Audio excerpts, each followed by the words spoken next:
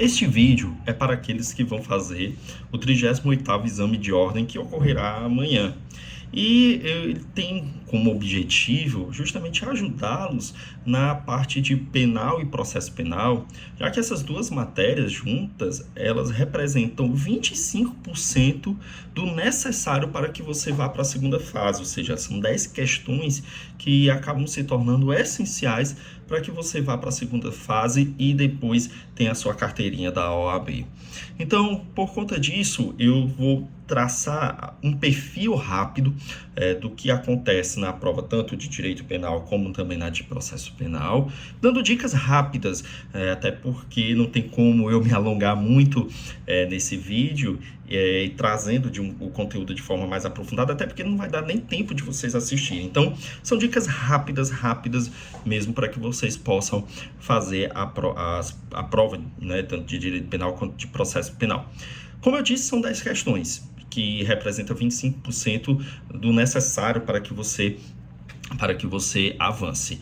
E as questões de direito penal e de processo penal, elas trabalham muito com a posição de advogado, você na posição de advogado.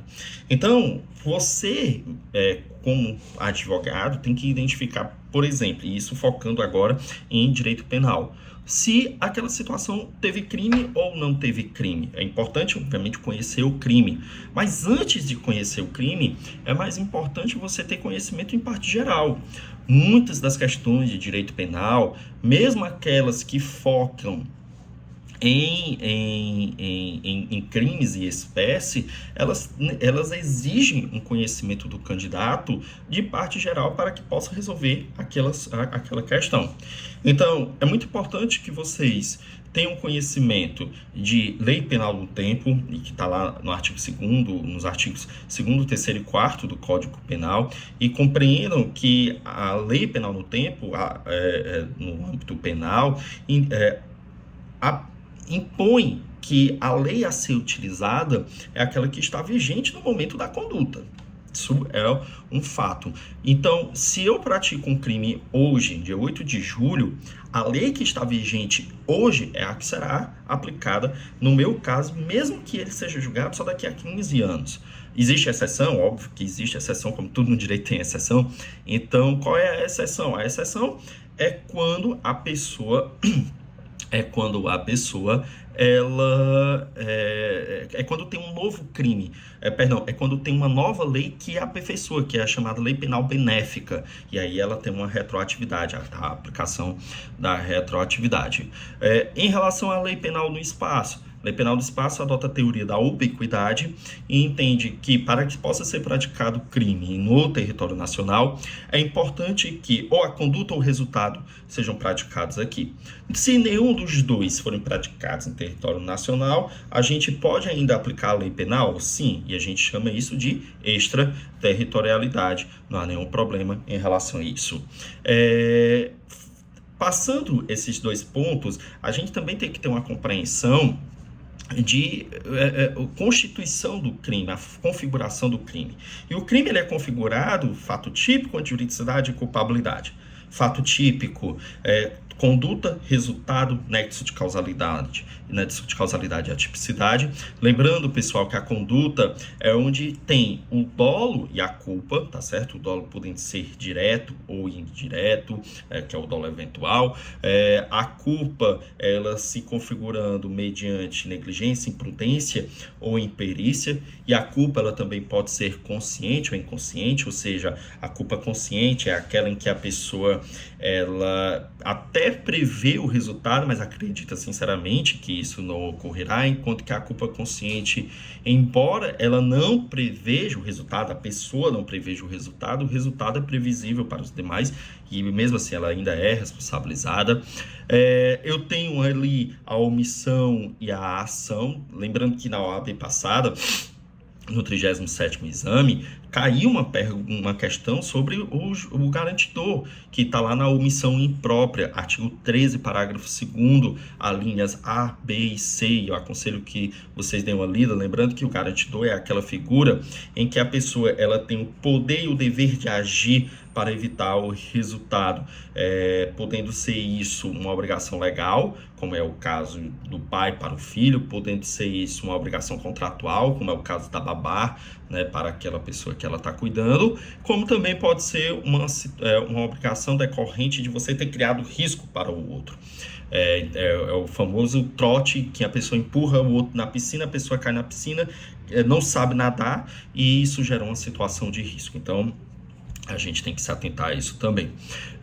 A ilicitude, é muito importante a ilicitude, porque a ilicitude, se eu tenho um fato típico, eu parto do pressuposto que a ilicitude ela já está presente, por isso que eu não analiso a sua configuração, eu analiso a sua exclusão.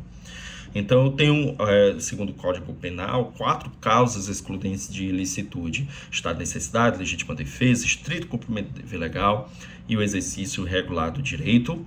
E, configurada a ilicitude, eu tenho um quarto, o terceiro elemento do crime, que é a culpabilidade, que aí ela é configurada por imputabilidade, potencial consciência da ilicitude e exigibilidade de conduta diversa. A imputabilidade, lembrando bem rapidamente, ela é excluída quando a pessoa ela se torna inimputável por doença mental, artigo 26, caput do Código Penal, quando ela é menor de idade, lembrando que o fato de ser menor não quer dizer que seja isento, ele será punido, mas de acordo com o Estatuto da Criança e do Adolescente. E a terceira situação é a embriaguez involuntária completa, está lá no artigo 28, parágrafo 1º do Código Penal. E essas são... estando tudo presente, eu tenho um crime, e aí o crime vai ser configurado. Lembrando, pessoal, que a gente adota a teoria da finalidade em relação ao crime. Então, é muito importante que quando vocês analisem um caso, vocês identifiquem qual era a finalidade do agente no momento em que ele estava praticando a sua conduta. Lembrando que essa finalidade, ao longo da execução, ela pode ser alterada. Se ela for alterada, pode caracterizar a desistência voluntária ou arrependimento eficaz. Se ela não for alterada e a pessoa consumar o crime, não conseguir a consumação do crime, isso caracteriza a tentativa. Em relação ao processo penal. Em relação ao processo penal, a dica que eu lhes dou dê uma lida no artigo, a partir do artigo 5º do Código Penal, que trata ali de inquérito policial. Dê uma lida no artigo 28A do Código de Processo Penal, que trata do acordo de não persecução penal. Dê uma lida também a partir do artigo 282 do Código de Processo Penal, que trata das medidas cautelares. Também dei uma lida a partir do artigo 301 do Código de Processo Penal, que trata da prisão em flagrante, e também uma lida a partir do artigo 311, que trata da prisão preventiva. Por que eu estou dando foco nesses artigos? Porque são artigos, pessoal, são temas que corriqueiramente caem na OAB. Não tem prova da OAB que não caia sobre prisão preventiva ou sobre prisão em flagrante. Nos últimos tempos, quase todas as provas da OAB caiu a NPP, que é o Acordo de Não Persecução Penal. Por que isso? Porque isso é o nosso dia a dia, é o dia a dia do advogado. Então, a pessoa que ela é presa, você tem que saber... Você tem que ter a compreensão se aquela prisão ela foi correta ou não foi correta. Então, por exemplo, a prisão em flagrante ela não observou as formalidades estabelecidas pelo Código de Processo Penal. Qual é a consequência? Relaxamento de prisão. E você tem que saber disso. A prisão preventiva ela foi decretada. O que é que eu tenho que fazer? Eu tenho que pedir uma revogação de prisão. O flagrante foi legal. Eu tenho que pedir uma liberdade provisória. Que essas são as consequências. Eu tenho que ter em mente que a prisão ela é o último ato, ela é a última imposição estabelecida pelo Código de Processo Penal, e que para evitar até mesmo a prisão, eu tenho que impor as medidas cautelares, que são até diversas da prisão, que estão lá nos artigos 319 e 320 do Código de Processo Penal. O Código de Processo Penal, expressamente, no artigo 282, parágrafo 6º, impõe que a prisão ela deve ser exceção, ela não é a regra, não é para ser a regra. Mais dois temas que também são importantes. Nulidade, não tem como uma prova de OAB não ter nulidade. Perdão, mais 3 temas. Nulidade, que não tem como, então é bom que você dê uma lida ali do 563 em diante. recursos. Um recurso também sempre cai, né? Principalmente apelação e recurso em sentido estrito. Por isso que eu dou a dica de vocês olharem o artigo 581 do Código de Processo Penal, para saber das situações de recurso em sentido estrito. Lembrando, pessoal, que o 581 ele é uma casca de banana, porque parte dele realmente é o recurso em sentido estrito e parte dele é um outro recurso chamado agravo em execução. E isso é importante saber, porque se vocês estiverem diante de uma situação que vocês, isso aqui é recurso em sentido estrito, se faça uma pergunta, ok, mas isso está em fase de execução, a pessoa está cumprindo pena ou não? Se a resposta for afirmativa, ou seja, ela está cumprindo pena, o processo já transitou em julgado, então o recurso é agravo em execução. Se a resposta for negativa, o recurso é o recurso em sentido estrito. A apelação também é importante vocês terem em mente. Lembrando, pessoal, que no júri, uma dica muito rápida que eu quero dar para vocês. No júri, que tem na primeira fase, que tem 4 decisões, pronúncia, impronúncia, a absolvição e a desclassificação, lembre-se daquele método mnemônico de que a decisão que começa com vogal, o recurso também tem que começar com vogal. Ou seja, em pronúncia e absolvição, cabe o recurso de apelação. Pronúncia e desclassificação, caberá o recurso em sentido estrito. E, por fim, também vocês têm que se atentar à questão de competência.